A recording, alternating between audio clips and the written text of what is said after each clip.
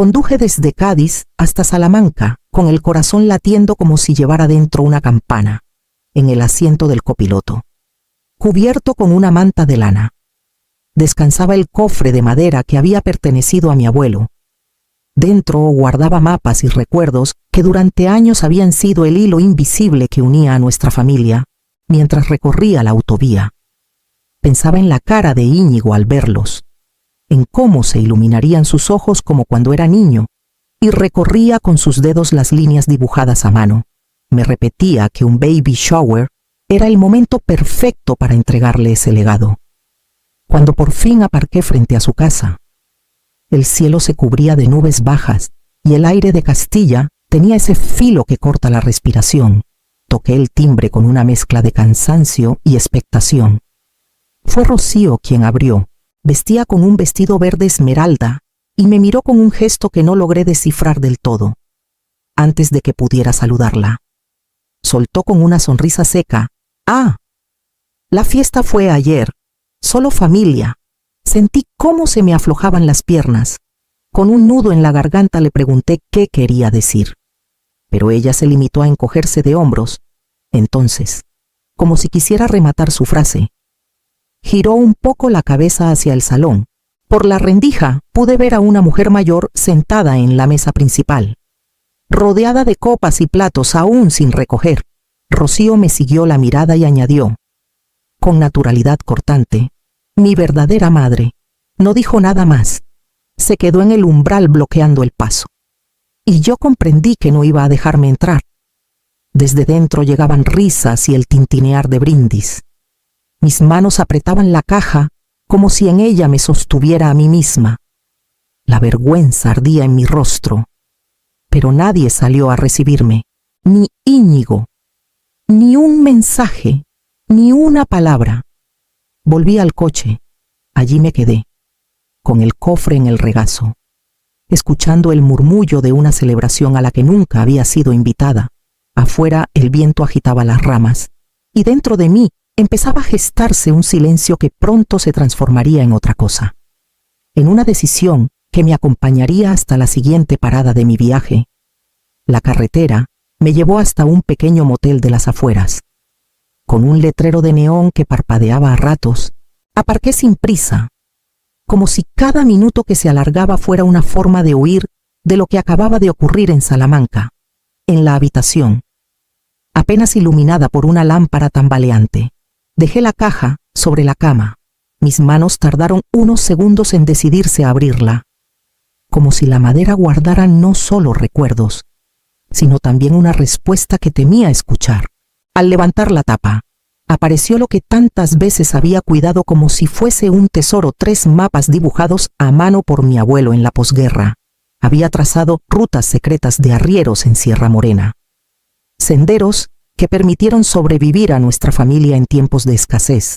Los pliegues del papel, amarillento por los años, todavía guardaban el olor a cera y a tinta antigua. Pasé los dedos por aquellas líneas torcidas y sentí la vibración de una memoria que se negaba a morir. Recordé a Íñigo cuando era niño. Se sentaba en mi regazo y me pedía una y otra vez que le contara las mismas historias: dónde se dividía el río, dónde había levantado un campamento su bisabuelo, dónde crecían los campos de algodón antes de la guerra. Sus deditos seguían los caminos como si fueran ríos vivos, y yo pensaba que, cuando llegara el momento, él sería el guardián natural de esta herencia. Ahora esas manos que un día temblaban de curiosidad ya no pedían nada, ni siquiera una llamada. La caja que debía entregarle se había convertido en un fardo de silencio, en un peso más que en un regalo. Me tumbé en la cama y comprendí lo absurdo del viaje: 9 horas de ida y 9 de regreso para encontrarme con una puerta cerrada. Sin embargo, mientras observaba los mapas extendidos frente a mí, empecé a intuir que aquello no era un final. Tal vez ya no fueran simples recuerdos. Tal vez esos papeles eran algo más: piezas de poder, capaces de cambiar lo que hasta entonces había parecido inamovible. El regreso a Sevilla fue más pesado que la ida. No eran las horas de carretera ni el cansancio acumulado en la espalda. sino la certeza de que algo se había quebrado sin remedio. Al llegar a casa, dejé la caja de mapas en el aparador y me obligué a preparar un café, como si el ritual pudiera devolverme algo de normalidad. Pero el silencio me envolvía con una densidad insoportable. Abrí el viejo armario donde guardaba los álbumes de fotos. Busqué entre páginas amarillentas hasta dar con una imagen reciente, tomada en el Real Jardín Botánico de Madrid. En ella estábamos Íñigo, Rocío y yo, sonriendo bajo un magnolio. Recuerdo perfectamente aquel día, un sol tibio, un paseo sin prisas, la ilusión ingenua de creer que aún había espacio para mí en su nueva vida. Sin embargo, al mirar la foto con calma, el aire se me atascó en la garganta. La imagen estaba cortada con precisión. La mitad donde aparecía mi cuerpo había desaparecido, como si yo nunca hubiera estado allí. Íñigo y Rocío quedaban intactos, abrazados, sonrientes, mientras yo había sido borrada del encuadre de un tijeretazo cruel y premeditado. No era un descuido, no era un mal recorte, era una declaración silenciosa, la confirmación de que mi ausencia no era casualidad, sino un acto elegido. Sentí una punzada de rabia, pero también un frío más hondo, el de comprender que para mi propio hijo yo ya era prescindible. El silencio de Íñigo era más ensordecedor que cualquier grito. No había insultos, no había reproches directos, solo ese vacío calculado, ese borrado lento que dolía más que cualquier palabra. Guardé la foto en el mismo lugar, pero ya no era un recuerdo. Se había convertido en prueba, una prueba de que el pasado que intentaba conservar no existía más que en mis manos. Cerré el álbum con fuerza y volví a mirar la caja de mapas, consciente de que tarde o temprano tendría que abrirla de nuevo para descubrir qué papel jugarían en lo que estaba por venir. Una semana después, el cartero dejó en mi buzón un sobre blanco con letras doradas. Al abrirlo, descubrí la invitación a la boda de Íñigo y Rocío en Toledo. Leí despacio, como si mis ojos necesitaran confirmarlo. Ceremonia únicamente. No habrá recepción. Era una forma elegante de decirme que no habría asiento para mí en la mesa, que mi presencia solo se permitía en la periferia, bajo la solemnidad de un rito al que ya llegaba como extranjera. Me senté en la cocina con el papel entre los dedos, sintiendo una humillación que, sorprendentemente, traía consigo una claridad nueva. Aquel gesto tan pulido, tan medido, me dejó desnuda frente a una verdad que llevaba tiempo negando. Ya no formaba parte de su vida. Salvo cuando mi silencio les resultaba conveniente, decidí entonces abrir el cajón donde guardaba documentos y cartas. El orden de las carpetas contrastaba con el desorden que tenía dentro de mí. Saqué primero los recibos de 2 préstamos, 10.000 oro y 20.000 oro que había entregado a Íñigo para sus primeras aventuras inmobiliarias. Recordaba bien cómo me aseguró que serían devueltos pronto, que era solo un empujón inicial. Pasaron los años y nunca volvieron, ni el dinero ni la gratitud.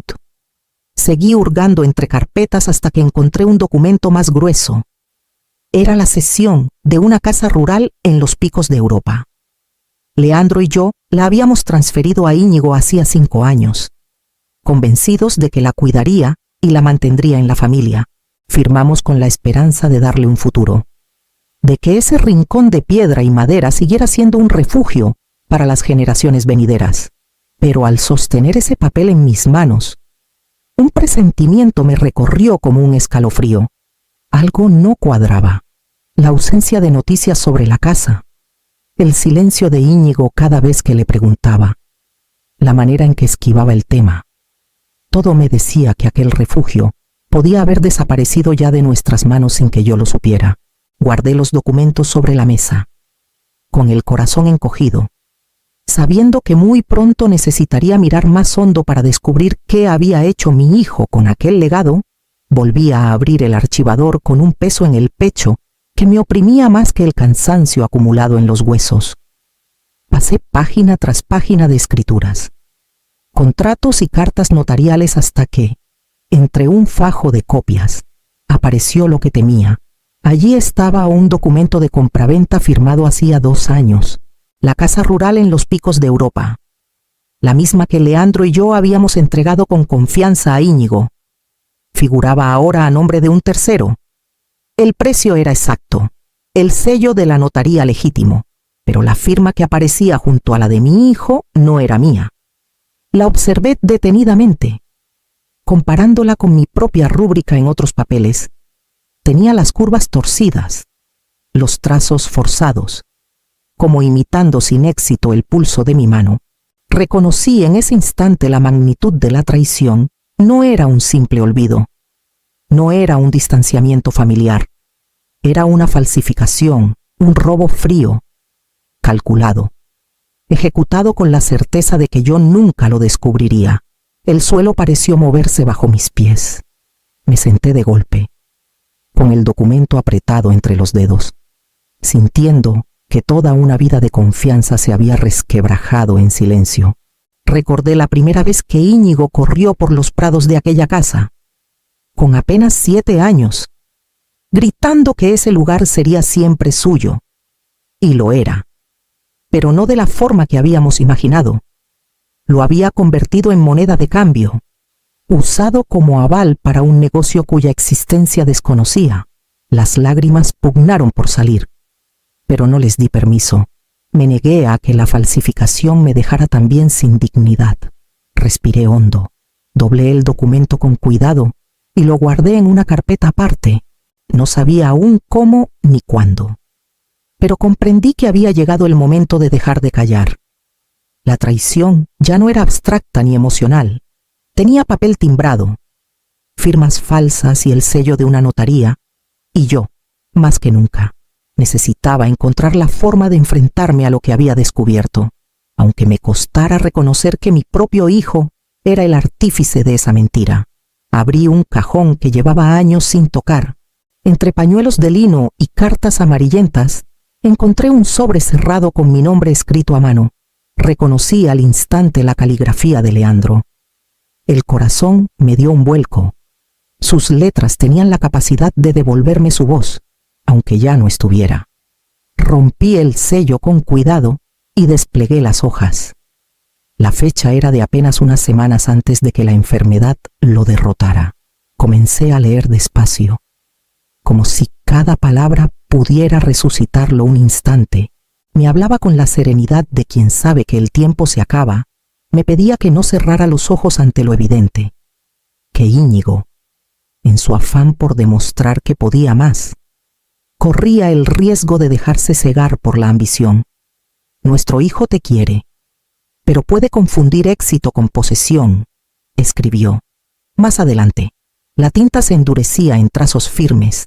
El verdadero legado no son las paredes ni las hectáreas. Eulalia, es la dignidad. Protégela aunque te quedes sola, aunque te acusen de egoísta. Lo que construimos juntos vale más que cualquier firma sobre un papel. Al leer esa frase, las lágrimas que antes había contenido brotaron sin permiso. No era llanto de derrota, sino de reconocimiento. Leandro me hablaba desde el pasado para sostenerme en el presente.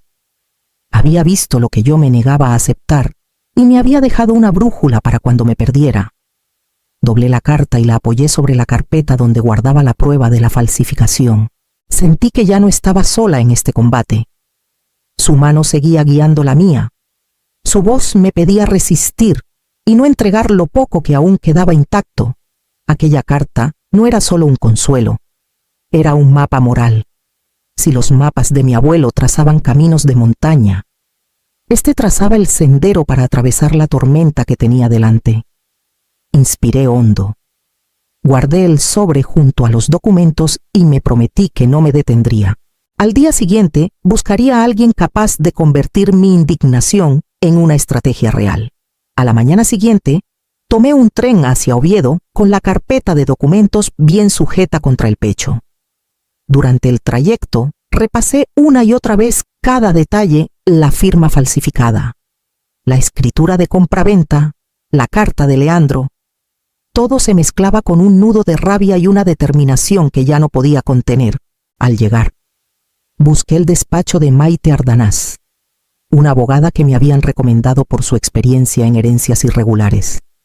El edificio era sobrio, con muros de piedra y ventanas altas.